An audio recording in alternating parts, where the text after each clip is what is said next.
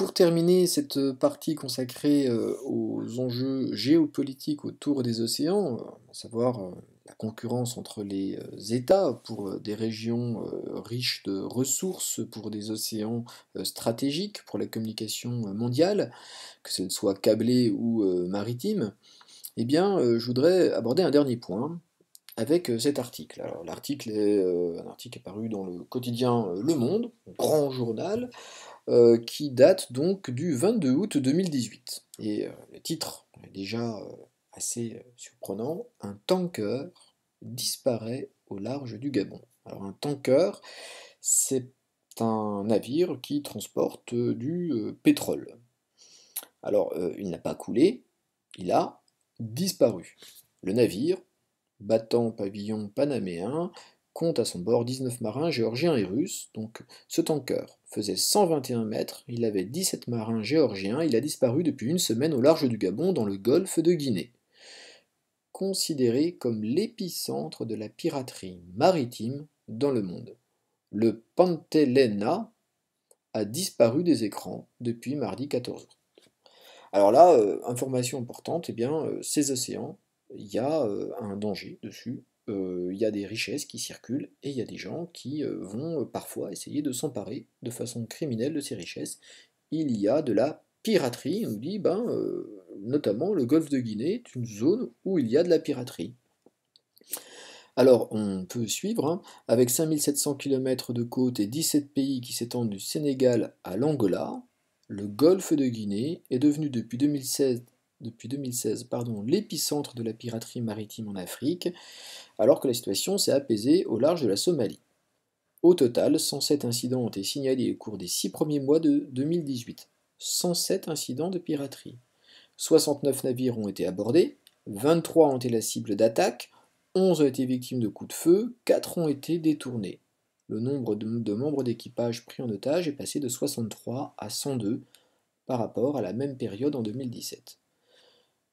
La piraterie existe, certains territoires, certains États n'ont pas les moyens suffisants pour sécuriser leur ZEE.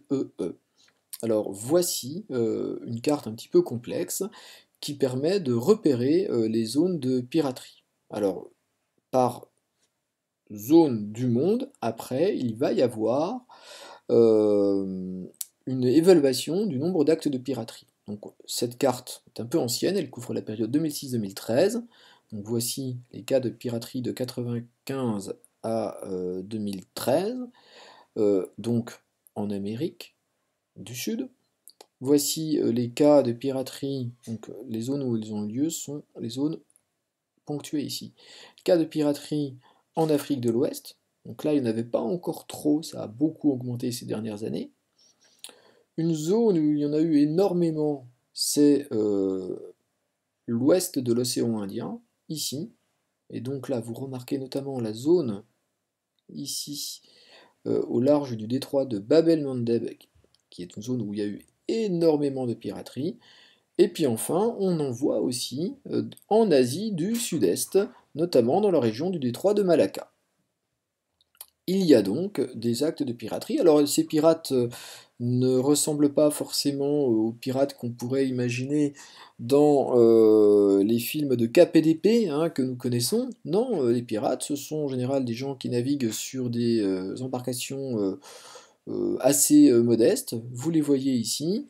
Là, ce sont des pirates somaliens qui sont arrêtés par des marins américains. Ils viennent d'être arraisonnés dans cette zone du monde.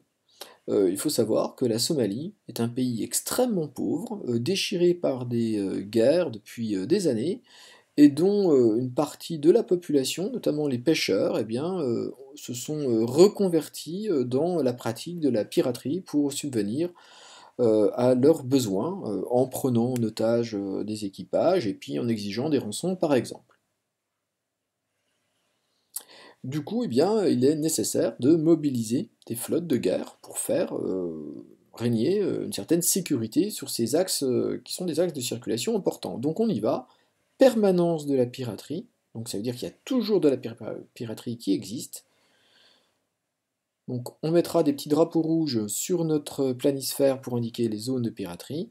Nécessaire mobilisation de flottes de guerre, donc ce sont des flottes internationales, hein, vous avez des flottes chinoises, françaises, états-uniennes, on vient de le dire, pour sécuriser des parties des routes maritimes près de pays pauvres, parfois en guerre, donc Somalie, Indonésie, et aujourd'hui c'est surtout au large du Nigeria. On place ceci. Donc voilà les trois principales zones de piraterie aujourd'hui dans le monde. Donc ici au large de l'Indonésie, en fait il faudrait placer le drapeau même à l'intérieur du détroit de Malacca, mais c'est trop compliqué. Au large de la Somalie et le golfe de Guinée, c'est cette région, hein. Et donc voici la zone où elle est la plus importante. Je m'arrête là pour aujourd'hui, il nous restera un troisième point avec une troisième partie de légende que je vous donnerai à la prochaine séance.